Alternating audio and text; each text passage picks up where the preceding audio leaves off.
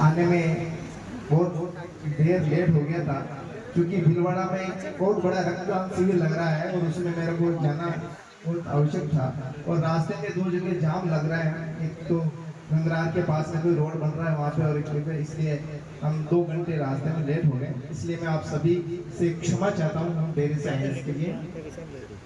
और दूसरा, आज मेरे परिवार के इतने लोगों को देख करके मेरा मन इतना प्रफुल्लित हो रहा है कि मेरे ख्याल से शायद पहले कभी इस धरती पे चित्तौड़ पे मैंने इतने कलाकारों को एक साथ नहीं देखा कभी। मेरा 2-3 दफा आना हुआ है यहाँ पे। तो मैं मेरे हृदय की अंतर गहराइयों से आप सभी का स्वागत और अभिनंदन करता हूँ। देखिए कि कलाकार जो होते हैं, मैंने ये अनुभव किया है कि जहाँ परमार्थ की बात होती है, सबके चहुमुखी विकास की बात होती है, वहाँ पे इतने जल्दी इकट्ठे नहीं होते हैं। चाहे प्रोग्राम नहीं, घर में सोते रहेंगे, लेकिन कलाकारों के हित की या ऐसी कोई बात होती तो वहाँ पे इकट्ठे होना बहुत कठिन है और होते नहीं है। लेकिन आज इतनी अपार संख्या में आज आप यहाँ विराजमान हैं, आप सब धन्यवाद के पात्र हैं।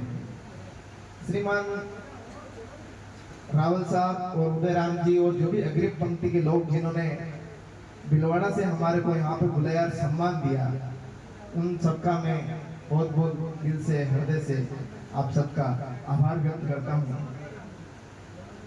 वैसे मेरे पूर्व जितने भी वक्ता थे उन्होंने मेरे मन के भाव सारे प्रकट कर दिए, सब सारी बातें मेरे ख्याल से हो चुकी, बोलने को कुछ बचा नहीं है। फिर भी आपने आदेश किया है तो मैं मेरे मन की 2 बात कहना चाहता हूँ कि सबसे पहले तो ये सोचना चाहिए कि कलाकारों के कंधों पर बहुत बड़ी जिम्मेदारी है। कलाकार सामान्य नहीं होता, ये तो अपने अपने देखने की नजरिए की बात होती है।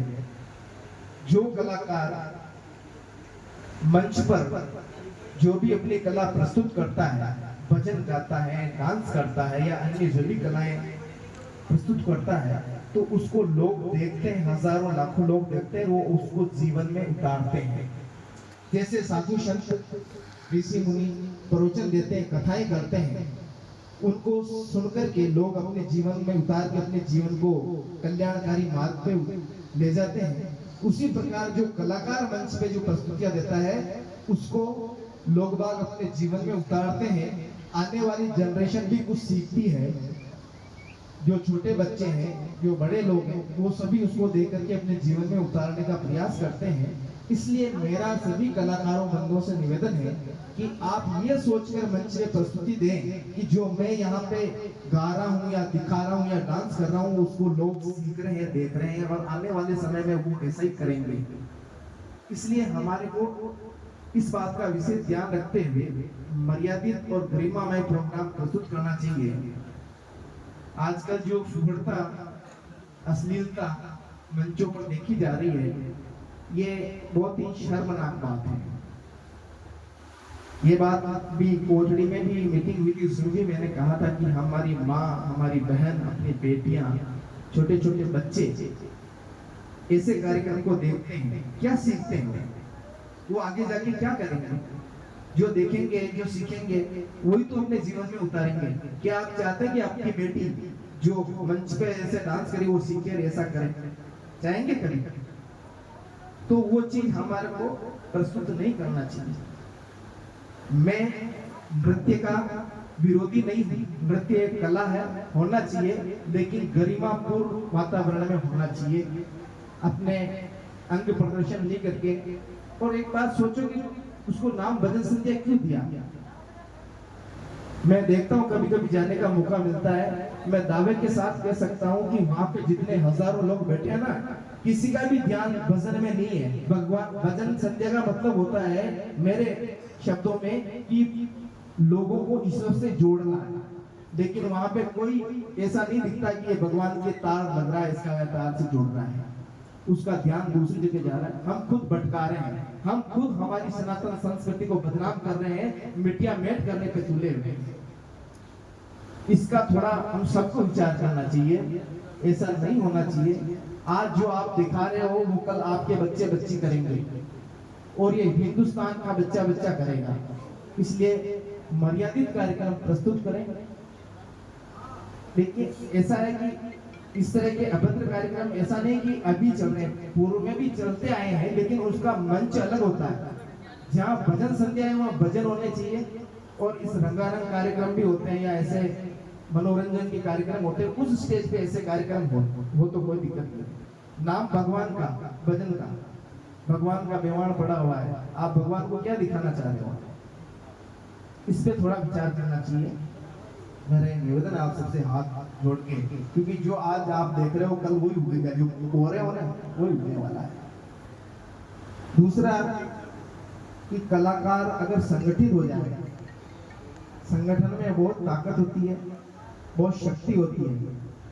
आज आप लोग यहाँ जो निर्णय लेंगे ना उसको बहुत सारे लोग मानेंगे, क्योंकि उन पे दबाव रहता है कि यार इतना बड़ा संगठन है, 500 कलाकार हैं, आज मैं कोई गलत चीज करूंगा या गलत करूंगा तो कितना लोगों का अपने पर दबाव आएगा। तो इसलिए संगठन में हमेशा संगठित रहना है। एक दूसरे कलाकार, जैसे छोटे बड़े कलाकार, सभी कलाकार सरस्वती के पुत्र होते हैं, कोई छोटा बड़ा नहीं होता है, सबको साथ लेकर के चलना है, किसी की निंदा नहीं करनी है। क्योंकि मैंने सुना है कि ये संगीत कला तो अथाह सागर होता है, जो जितने गोते लगाता है उतनी मोती पाता है।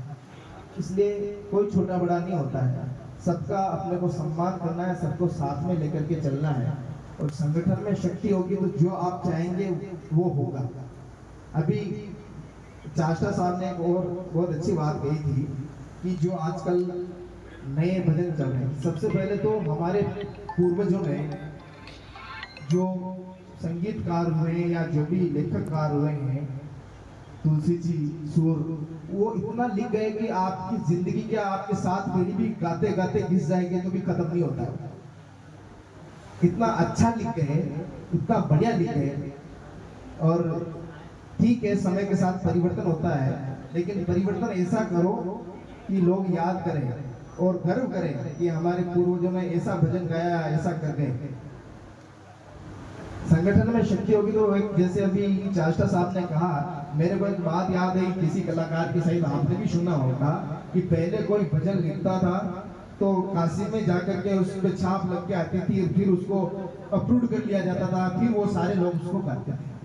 यहाँ पे भी ऐसा हो सकता है। जो गुणीजन है, जो पुराने लेखक हैं, जो पुराने अच्छे जानकार हैं, कोई भी भजन लिखता है तो उनको आप जचा सकते हो। एक समिति बन सकती है आपकी कि भाई ये 5 आदमी जो भी नया भजन लिख रहा है वो उसको जांचेंगे, सही है तो भी फिर बाद में वो रिकॉर्ड होगा स्टूडियो में, नहीं होगा इन लोगों ने अपना सर्टिफिकेट कर दिया।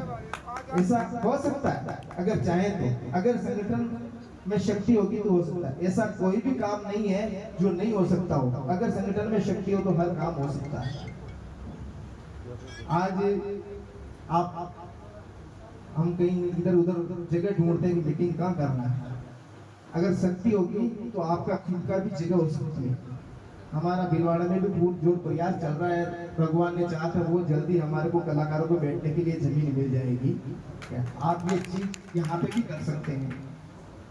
और वैसे सभी वरिष्ठ कलाकारों ने अपने अपने मन की बात रखी, उसमें भी मेरी बात रखी है और कहने को कुछ रहा नहीं, फिर भी मैंने जो शब्द कहे अगर किसी को बुरा लगा तो मुझे क्षमा करें। और बहुत सारे कलाकार यहाँ हैं, सभी अपनी अपनी बात रखेंगे, समय कम है इसलिए मैं मेरी वाणी को यही विराम देता हूँ। जय हिंद, जय भारत, जय चित्तौड़, जय कलाकार।